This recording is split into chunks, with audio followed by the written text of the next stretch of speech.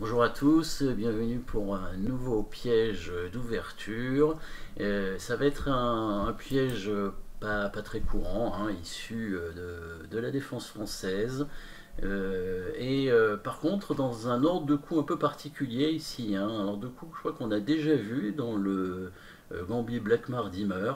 Donc les blancs en fait commencent par jouer le coup D4, D5 et cavalier C3. Donc les blancs qui veulent faire le Gambit Black Dimmer avec le coup E4 hein, sur cavalier F6. Les blancs veulent jouer E4 et sacrifier le pion. Mais on a la possibilité avec les noirs de rentrer dans la défense française. Déjà ici, hein, on peut jouer E6.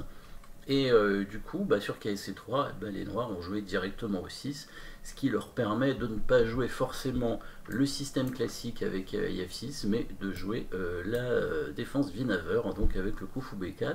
Ici, les blancs qui restent un peu dans leur Gambit, un petit peu, hein, enfin, c'est pas tout à fait un Gambit ce qu'ils vont jouer, mais c'est quand même une variante un peu secondaire, un peu marginale, avec le coup de Dame G4, hein, qui est quand même pas excellent, mais il va falloir le réfuter avec les noirs. Les noirs ont joué comme il faut, avec le cavalier en F6 pour attaquer la dame, dame prend G7, tour G8, dame H6, et du coup on récupère le pion central en E4 ici. Évidemment c'est un bon échange, hein, le pion G7 contre le pion E4.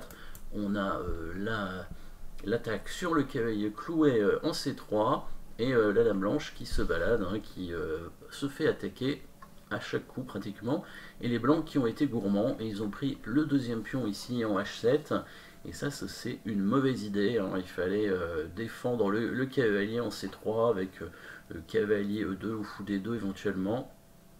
Dame prend H7 qui est une erreur ici, on va voir tout de suite pourquoi. Et en fait c'est déjà le piège, hein. Je pense que là les blancs vont se retrouver très très rapidement dans une position perdante. La tour qui revient en F8 hein, parce qu'elle est attaquée. Les noirs menacent tout simplement évidemment de gagner en fait du matériel, parce que quand ils prennent le cavalier en C3 avec le cavalier, après, quand le pion reprend, on reprend sur échec et on a une fourchette, un roi tour. Donc les blancs doivent défendre ce cavalier. Il a décidé de défendre avec le fou, comme ça. Les noirs qui ont trouvé une petite combinaison très simple avec le coup fou prend C3. Peut-être que ouais, les blancs avaient la possibilité de reprendre avec le pion, mais ça aurait rien changé, je pense. Ça aurait rien changé. Il a pris avec le fou. Et là, petite pointe avec les noirs, hein. Donc, parce que la dame blanche a été attirée un petit peu dans un coin, les noirs qui vont faire une sorte d'attaque double avec une menace discrète, avec dame F6, bien joué, qui attaque le pion en F2 sur échec. C'est pas tout à fait un mat, hein, puisque le roi pourra partir sur la case D1, mais après évidemment il y aura le fou qui sera pas protégé en F1, donc c'est quand même une menace importante. Et il y a une autre menace qui elle est un peu plus discrète que celle-ci, et du coup, de toute façon, les blancs ne peuvent pas parer les deux en même temps. Dans la partie, qu'est-ce qu'il a joué? Il a joué F3 pour parer cette menace et tenter de récupérer le cavalier après.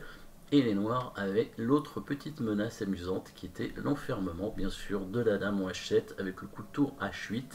Alors voilà pourquoi la dame blanche ne devait pas prendre le deuxième pion. Les blancs qui vont continuer un tout petit peu la partie, mais pas longtemps, hein. Ils vont prendre donc la tour ici, puis le cavalier.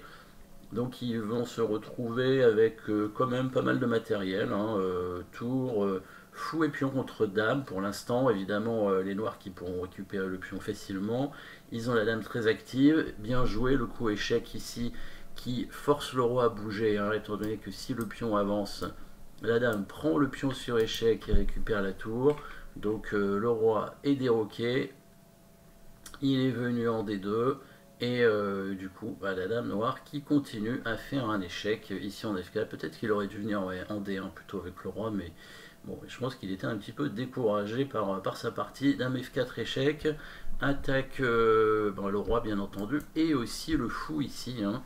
Et le roi qui va être obligé probablement de revenir en E1 encore, hein, pour éviter de perdre le fou, hein. Il n'y a pas trop le choix, hein, parce que s'ils montent en D3, les noirs vont prendre le pion en E4 sur échec, et s'il vient en E2, pareil, hein. Donc là, les blancs ont abandonné, ils se sont dit, bon, ça suffit, Mais bon, ils auraient pu continuer un petit peu, peut-être mettre le roi en E1, effectivement. Les noirs auraient pris le pion sur échec, ils auraient attaqué encore un pion ici.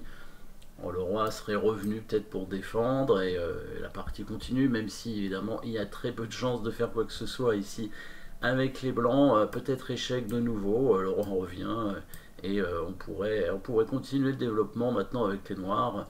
Par exemple en sortant le cavalier en C6 hein, pour attaquer ce pion. Et puis après, par la suite, tout simplement fou D7, grand roc, etc. Ou alors, on pourrait aussi essayer de jouer très rapidement sur le roi blanc qui est resté au centre de l'échiquier, qui ne peut plus roquer, en jouant le coup E5, ce qui permettra de sortir le fou blanc très rapidement. Et on pourra quand même faire le grand roc, utiliser la colonne qui va s'ouvrir sur la colonne E, etc.